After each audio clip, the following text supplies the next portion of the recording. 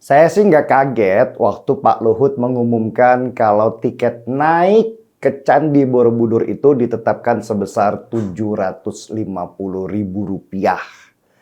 Mahal, pastilah. Saya aja mikir kalau harus bayar segitu untuk naik ke Candi Borobudur. Sayang duitnya. Lagian saya juga udah pernah kok ke sana. Tapi catat ya, tiket semahal itu untuk naik ke Candi Borobudur, bukan masuk ke pelataran candinya. Naiknya yang sengaja dimahalkan. Nah, pertanyaannya, kenapa kok naik Candi Borobudur itu tiketnya sengaja dimahalkan? Bahkan yang boleh naik juga dibatasi. Sini, saya kasih penjelasannya. Karena saya sudah pernah ke sana dan dijelasin panjang lebar sambil nikmatin wisata Magelang yang ternyata indah. Candi Borobudur adalah warisan sejarah yang dibanggakan Indonesia karena sempat menjadi bagian dari 7 keajaiban dunia.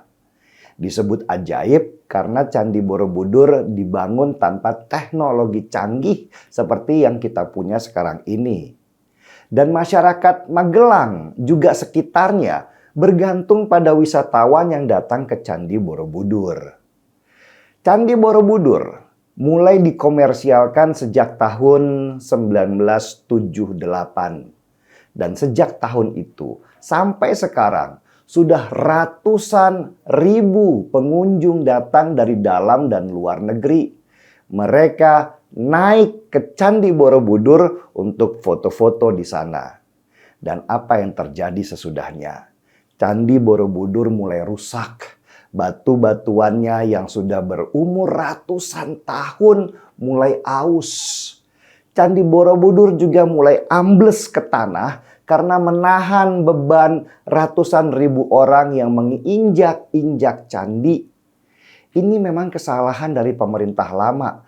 Coba, dari dulu Candi Borobudur ditetapkan sebagai tempat ibadah. Nggak mungkin kerusakan akibat tangan jahil manusia itu terjadi. Belum lagi banyak pengunjung yang nggak punya pendidikan, nggak pakai otak. Mereka naik ke candi bukan karena pengen tahu sejarahnya, tapi karena pengen gagah-gagahan. Ada yang merusak batu candi dengan tulisan "Si Tope Cinta Si Neno" misalnya. Ada yang nempelin permen karet di batu-batuan itu.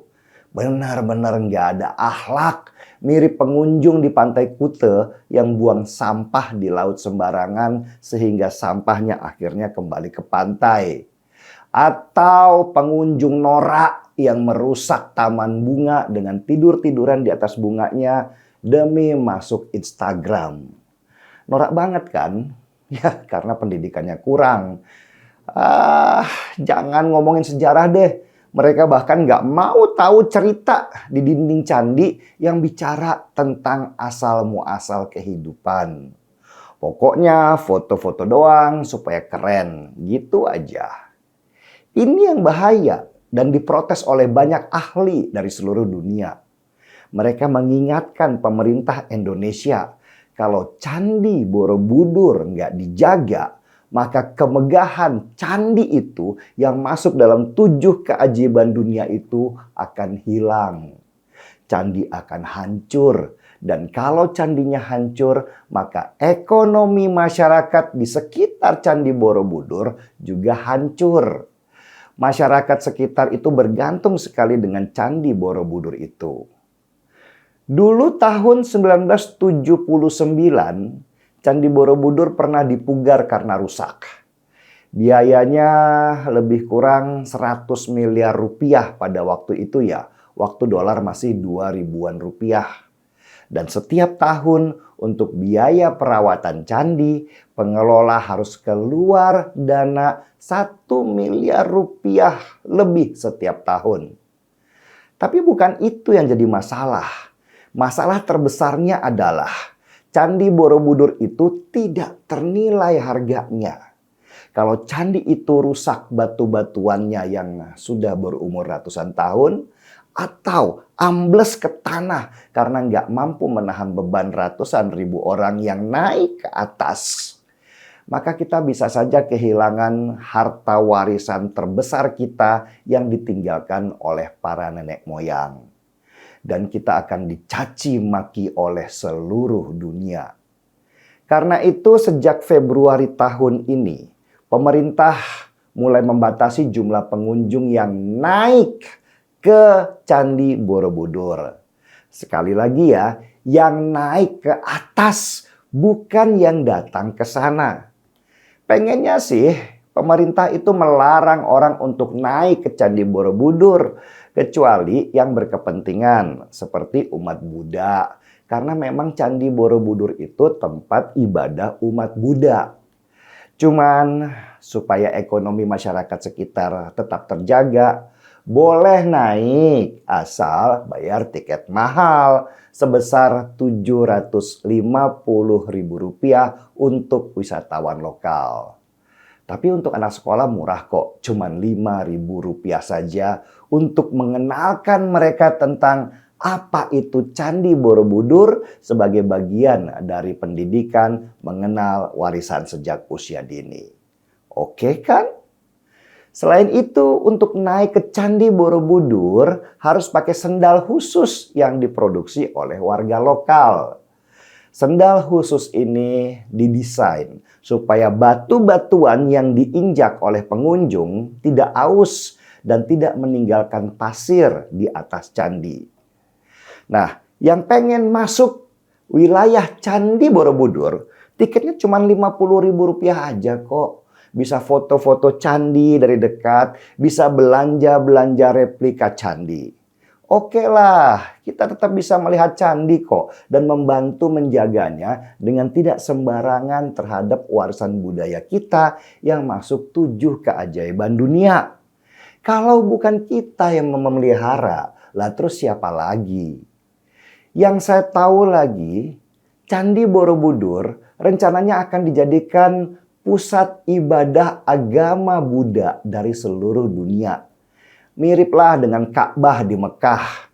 Dan ini yang sedang dilobi oleh pemerintah supaya setiap tahun kalau bisa umat Buddha dari seluruh dunia bisa melakukan ibadah dan wisata religi di Candi Borobudur. Kalau ini bisa terlaksana, bisa kebayangkan Magelang akan terkenal ke seluruh dunia. Jadi mahalnya tiket untuk naik ke atas Candi Borobudur itu adalah usaha pemerintah untuk menjaga kelestariannya. Tapi kalau datang dan berkunjung di sekitar candi, harganya tetap kok nggak berubah. Cuman ya itu, tolong dong pengelola di sekitar candi untuk bikin suasana itu lebih oke lagi. Begitu juga warga sekitar Magelang mulai memperbaiki diri dengan konsep keramahan kalau kelak warga asing itu banyak datang ke situ. Seperti Bali lah contohnya yang nggak saja menjual pantai dan kebudayaannya, tetapi yang paling penting adalah keramahan warganya yang membuat orang selalu kangen datang ke sana.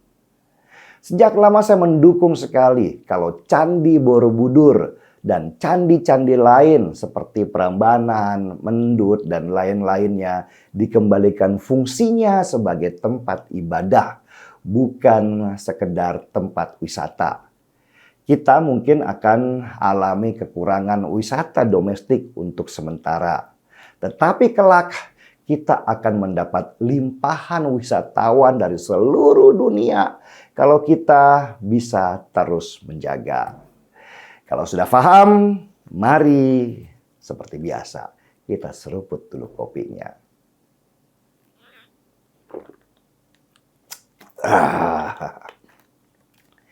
Markija, mari kita jaga warisan budaya kita.